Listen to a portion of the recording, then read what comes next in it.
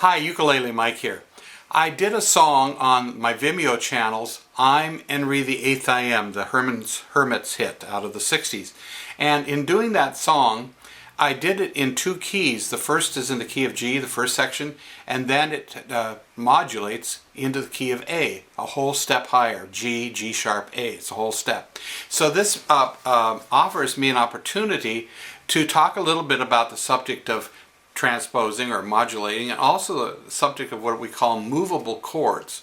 Now, take for instance an E7th chord. Index finger's on the first fret of the fourth string, the middle finger's on the second fret of the third string, and the ring finger is on the second fret of the first string. And there's your E7th chord.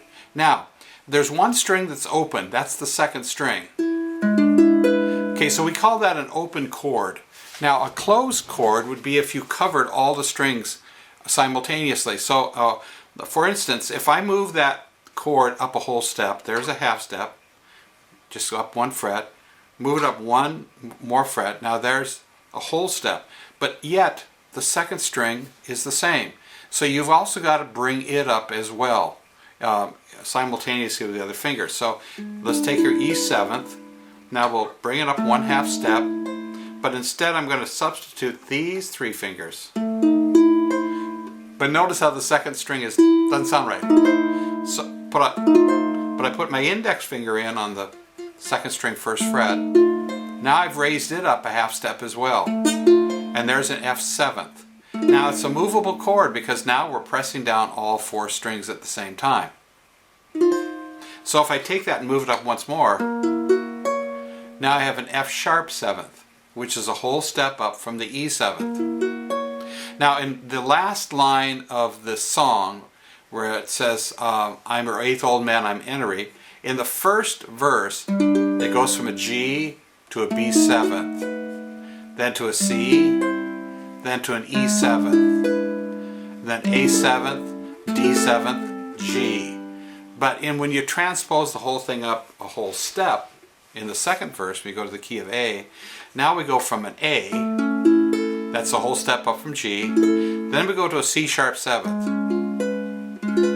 Now, you know, the C7th is simply the first fret of the first string. There's your C7th chord. So I'm going to move that up a step, and add that. Now we got a C sharp 7th.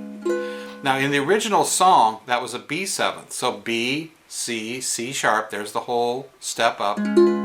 So it starts off with an A, goes to a C sharp 7th. Now the beauty of the movable chords like that C sharp 7th is that you can, once you learn one, you can just simply move it up the fretboard and you get other chords. So C7th, C sharp 7th moved up, there's a D7th. Moved up again, there's a D sharp or E flat 7th. And there's an E7th. And there's another F7th up there, and there's another F sharp 7th, and so forth. So in this song, you'll go in that last line of the second verse, we go from an A to a C sharp 7th, and then we go to a D rather.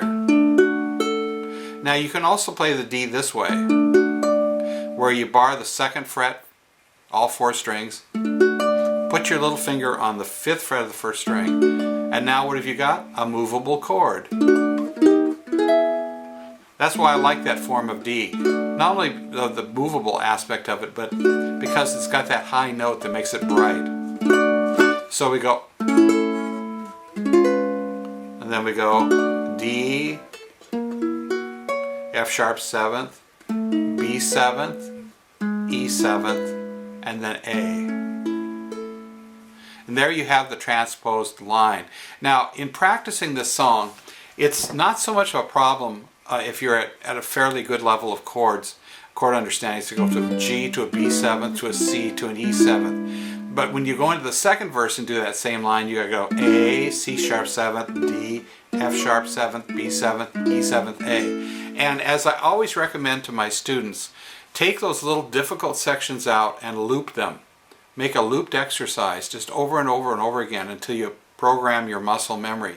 So for instance, in this last line, you have to go A, make this into an exercise, A, going to C sharp 7th, going to D, going to F sharp 7th. Just those 4 chords. Do that again. A, C sharp 7th, D, F sharp 7th. And just loop it.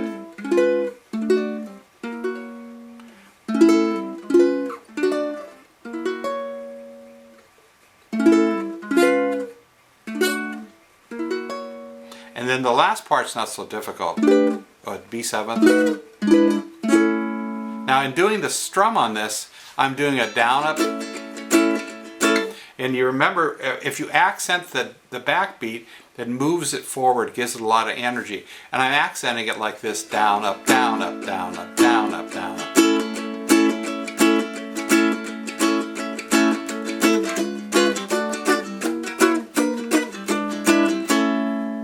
I muffed that one.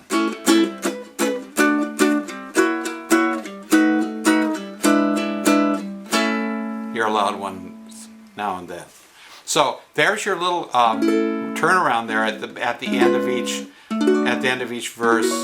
And the more you do that over and over again, it's going to become more automatic to your left hand. So what I did was, in the first verse I'm in the key of G, and then where it goes second verse same as the first, I go from second verse same as the first, and I throw in an E7th. Now why did I throw in that E7th? The next key that I'm going to be going into is the key of A, and the E7th is the 5th, A, B, C, D, E, A, B, C, D, E, and then add a 7th on it. That is called the modulatory chord in the key of A. Every key has got a modulatory chord. So like the key of G would be G, A, B, C, D. G, A, B, C, D, add a 7th to it and you got D7th. So that's the modulatory chord going into G. So you use that to transition. That's one of the best ways to transition from one key into another, and it sets you up for the notes that are coming up vocally. So second verse, same as the first, I'm, and so forth all the way through. So make note of those chords, and if you take a look at the video on Vimeo, and I'll show you the link in a minute here, you can go back and I've actually got the chords spelled out and the lyrics along with the song. So take a look, and here's the link.